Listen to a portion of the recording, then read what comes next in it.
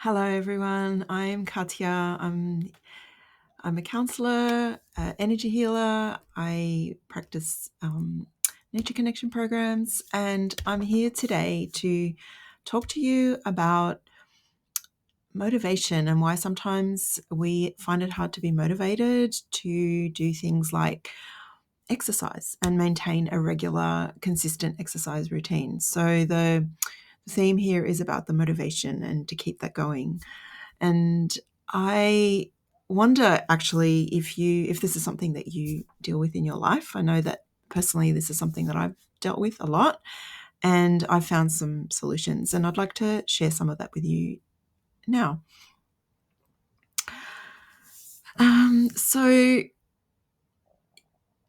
let me start with an example of myself and my own story of how I used to really feel the urgency of wanting to exercise, but found it really, really hard to actually maintain and motivate myself to maintain a regular exercise routine.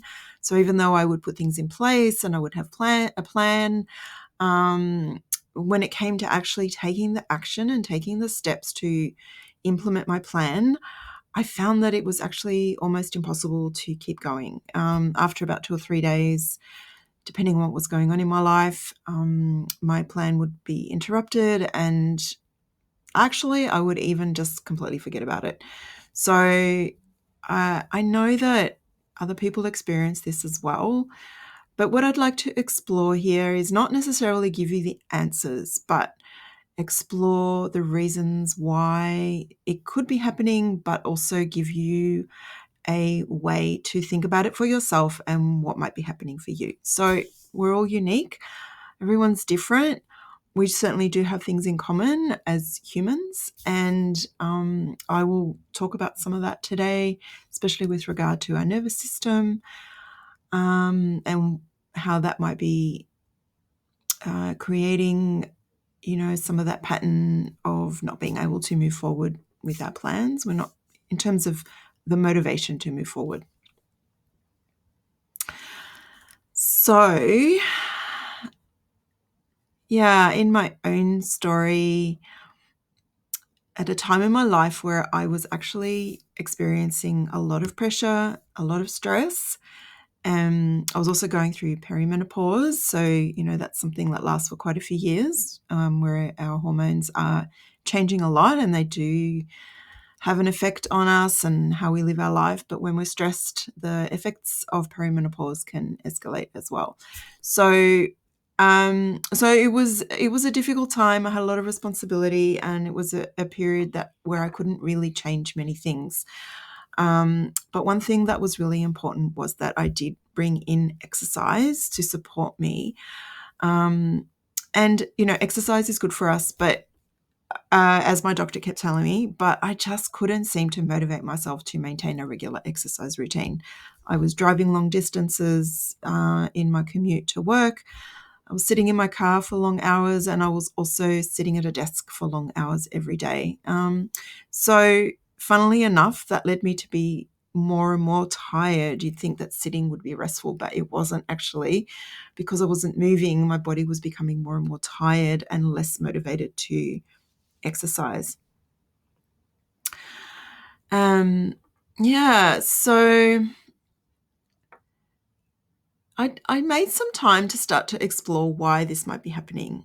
And looking back now, it seems really obvious, but at that time, I couldn't really understand why. It took quite a long time, and I did seek help to understand what was happening. So I would find that, simple plans would fall through. I might even find that on the weekend when I was resting, I would be resting on the couch, and maybe I would have a plan to get up and go for a walk, but I just couldn't get myself up and couldn't get moving. So why would that be? I knew I wanted to do it, but I just couldn't do it. It looked like I was fine. It seemed like I was relaxed. I seemed comfortable on the couch. Why wasn't I getting up? Perhaps I was lazy.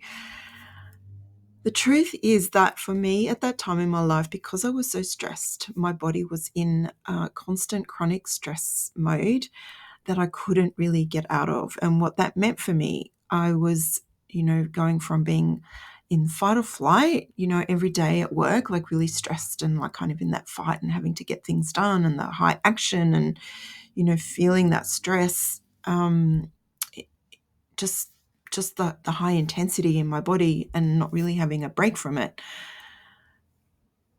meant that when I went home and I sat on the couch and I was exhausted, I was actually not able to function. And my body would go into like a type of freeze mode. So what that means is that I was still stressed. I was still had all the stress hormones in my body. That part of my brain that controls, the fight or flight response in our bodies, the stress mode, was still activated. So even though I was resting, I wasn't resting properly to calm that side of my brain and to calm my nervous system so my body could start to rest properly. So what happens when we're in stress mode? The actual part of the brain that controls stress turns on like certain things in our body. So we start to have adrenaline and cortisol coming through our body. Our heart rate increases, our breath rate increases, our breath becomes shallow. We're getting ready for that fast movement, our blood circulation is diverted away from our digestion.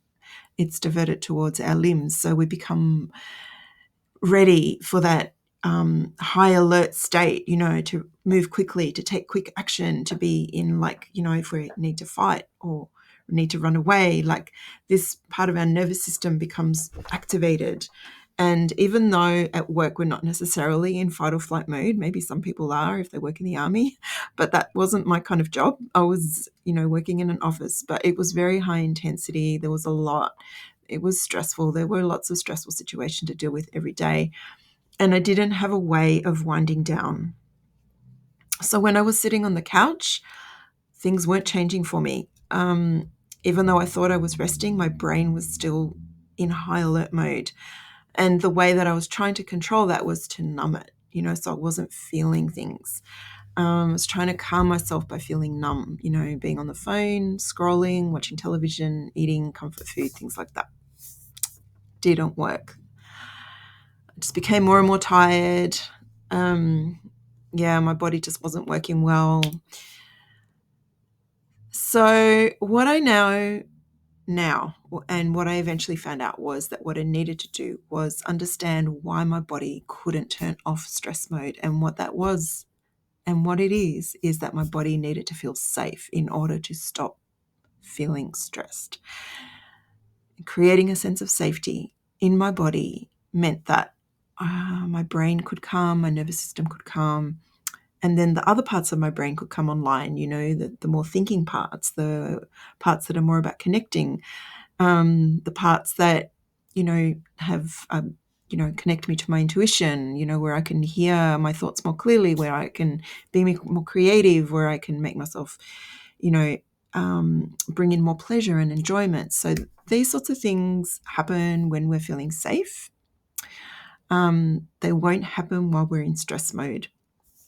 We can trick the body into feeling safe by the way that we breathe. If we change our breath into a type of breath that is calm breathing, deep breaths, changing from the shallow breath to the deep breathing, changing the way that we're thinking about things, talking through emotions, feeling our emotions, releasing our emotions, allowing them to come through. So having strategies for that in our lives.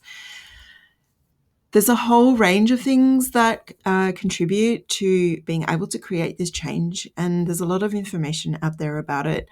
What I'd like to really just say here, that it is possible to change the way the body is, take it out of that fight or flight freeze state and bring it into a safe state. And within that, be able to explore the reasons why we might not be motivated to exercise. So if we're not motivated to exercise, if we're not getting off the couch when we think we're going to, could that be because the body's in a freeze state? I'm just going to leave that there with you. These are my thoughts. I have a lot to say about it, but I'm going to stop there and let you have a think about it. You can certainly ask me questions if you want to know more about my work. I do help people understand what's happening for them. Like, I'm a counsellor. I offer energy healing. I offer programs in nature where we can really get out and just feel the earth beneath our feet and allow the beautiful earth to help us to reset and help our bodies to feel safe. So yeah, I look forward to sharing more with you in the future. I hope you've enjoyed this presentation. Thank you. Bye.